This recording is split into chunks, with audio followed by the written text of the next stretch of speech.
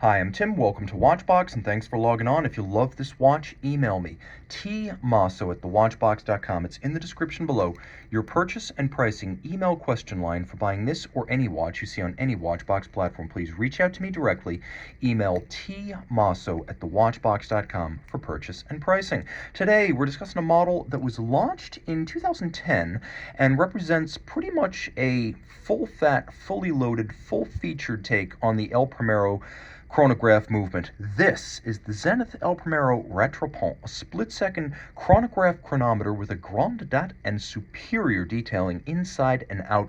It is 44 millimeters in a combination of rose gold and stainless steel, 16.1 millimeters thick, 52.5 millimeters from lug tip to lug tip, with a 22 millimeter spacing between the lugs. It is a large and impressive timepiece. On the wrist, it fills out the wrist. I wouldn't necessarily wear it on a wrist any smaller than my size. I think it looks a bit big even on my wrist. I really think this is a watch for a wrist of 17 centimeters circumference or larger. As it is broad, it is thick, and it is massive, and you need a beefy wrist to stand up to a mighty machine like this. Taking a quick look at the hardware and the software, the strap is equal to the task. We have medium rectangular scale alligator leather in medium brown with a semi-gloss finish. You can see a monotone stitch, a sheer cut on the sides showing a tremendous amount of leather. It's a very beefy strap with a rubber underlay. As you can see, a brand new Zenith factory strap. The rubber on the bottom blocks the heat, moisture, sweat, grit, oils of the wrist from touching the leather for long-wearing durability about the strap. It's also wonderfully supple. The rubber feels great against the wrist.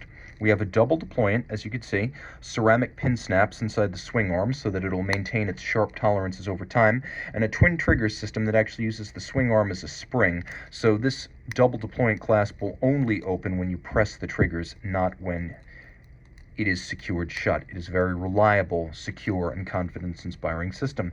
Here you can see the case that would eventually become what we call the Chronomaster in today's Zenith catalog.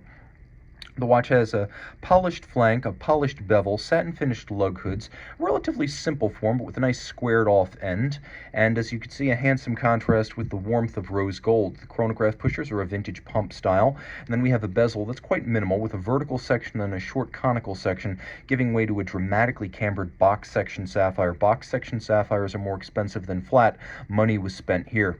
The dial is principally silver with a couple of different metallic tones, as we have red gold for the hands as well as the indices, plated steel assuredly, and then we have a sort of silver satin or opaline outboard for reading the chronograph seconds as well as minutes. Inboard of that we have a silver satin brushed track for reading, once again, minutes and seconds, but not their fractions. Those are read outboard. It all has a dished profile, so the outboard scale is also a Rayhawk with a slope to it. Inboard, we have a sunburst silver dial with metallic satin-grained registers that are slightly sunken to create another focal plane, and then a double-digit date that in good taste features a step down from the dial to the discs below. It is a chronometer. In addition to being a split-second chronograph that can gauge the difference between two concurrent events, such as two cars rounding a track or two runners in a race, it is also, of course, a chronometer, COSC certified, this caliber 4026, grande date, split-second chronograph, and certified chronometer. All of that, and because I know you're asking, we will do a quick demonstration of the quick set. Setting a double-digit date with a quick set is a wonderful piece of horological theater to impress your friends. If they're not into the split-second, they'll be into that. And of course, we have a coaxial trigger for the Retropont that is inside of the crown. Turn it all over. It's a sports watch, 100 meters water resistant. And here we have the caliber 4026. The movement originally debuted on a model that came out in 2004, but this model is more attractive altogether. The attention to detail here is superb. There's even a little kerf to dig in your nail underneath the crown to more easily withdraw it. The movement is handsomely executed with a combination of satin on the tops of the steel chronograph components, and then engine-turned perlage, which you can see on both bridges and base plate. Screw heads, as you'll note here, are alternately blued and polished. They serve different purposes, such as fixture or adjustment. And then we have a double column wheel. As you can see, there is a second column wheel for the split-second mechanism. And then there is a primary column wheel that acts on the lateral clutch that engages is the primary chronograph drive.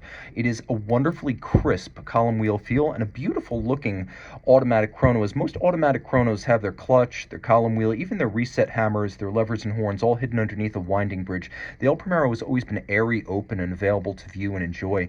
As with every Zenith-made El Primero or I should say Zenith watch-equipped El Primero since 1969, because Rolex lowered the beat rate, but this has a beat rate of 36,000 vibrations per hour, 10 beats per second, automatic winding with bidirectional action. It does feature a 50-hour power reserve, and it is a good-looking movement in every regard, handsomely decorated and visible from almost any angle through the case back. The only refinement it does not have is going to be the hacking or stop seconds function. All of this pivoting on 32 joules, this watch gives you the works. Reach out to Team Mosso at thewatchbox.com for purchase and pricing details.